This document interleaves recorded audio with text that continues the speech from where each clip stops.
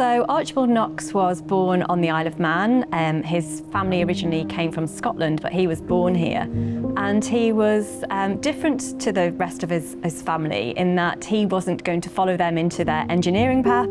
Art was his passion. He had a fascination with the history, the culture and the heritage of the Isle of Man, which is like no other. It's completely unique. And he made great friends with one of the teachers at the Douglas High School, Reverend John Quine. And together, these two men, these antiquarians who were fascinated with uncovering more about the island, went off exploring, in particular, our Celtic and Norse crosses that we have here on the Isle of Man that are absolutely beautiful with these Celtic interlaced patterns, these mysterious Norse stories. And it was a time when not everyone understood their significance. So he was absolutely immersed and fascinated by this ancient island, the Isle of Man.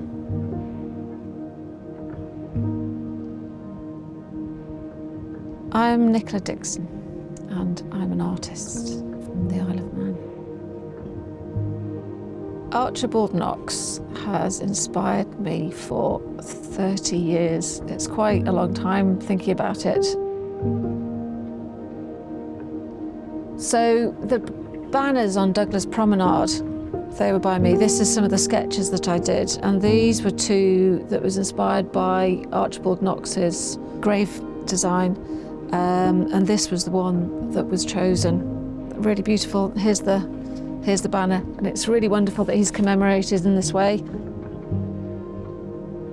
When I look at the work of Archibald Knox, there's so many different aspects to it, but for me, what really stands out are his paintings.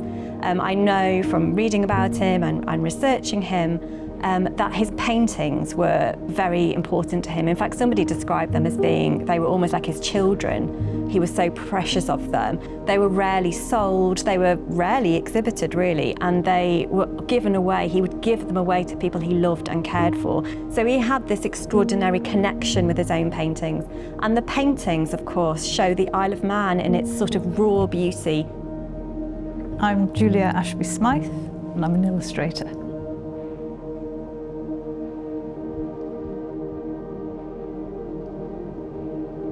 Archibald Knox inspired me from a book. I was given The Deer's Cry as a child and was just absolutely captivated by it.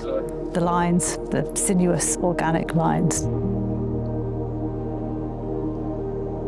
Arthur Lazenby, he ran Liberty, he wanted honest British design, and that is where this idea of this Celtic revival, this Liberty style or Knox style began, and it was a match made in heaven. And over the next 5 years, he produced nearly 5,000 designs for Liberty. It's an extraordinary achievement. He returned to the Isle of Man to live in Sulby to really focus on his work.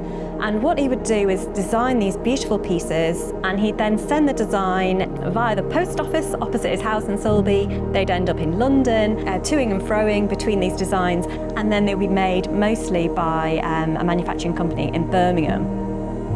What would I say to Archibald Knox if he was here today? Let's go for a walk and look at ivy. How did you do it? How did you do it? How did you do all of those designs and all of that silverwork and the Deer's Cry and memorial tablet so beautifully, so accurately, with no mistakes? How? What were you thinking as well? I'd really love to know what was behind it all, because you're quite a mystery. I'd be so in awe of him.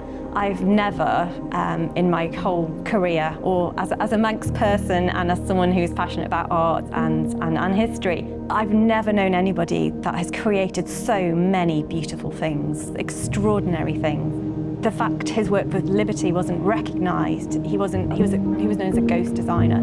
He wasn't recognised in his own lifetime, and now he's so well known. I just wish people knew about him in his own lifetime, and I'd probably buy him a pint.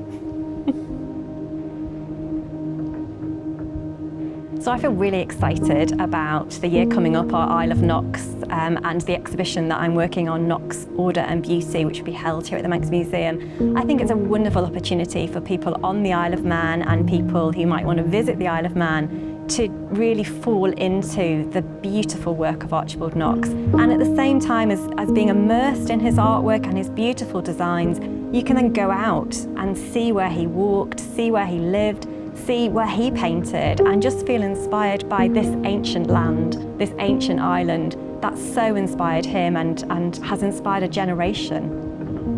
I can't wait to have a whole year of Archibald Knox. You might find me camping in here. To have a collection here on this island of Archibald Knox, where his inspiration came from, is just going to be remarkable. I just can't wait. Sorry. Yeah, I'm humbled to be part of it, just like Knox was humble. The knot work is something that I do for joy, actually. I really enjoy the peacefulness of doing it, and it's lovely that this can be shared with the wider public, because there's a lot of beauty in it. He was a humble servant in the ministry of the beautiful, and I'm a fellow servant in that. I'm Julia Ashby-Smythe. I'm Nicola Dixon. I'm Katie King. And this is my Extraordinary Isle.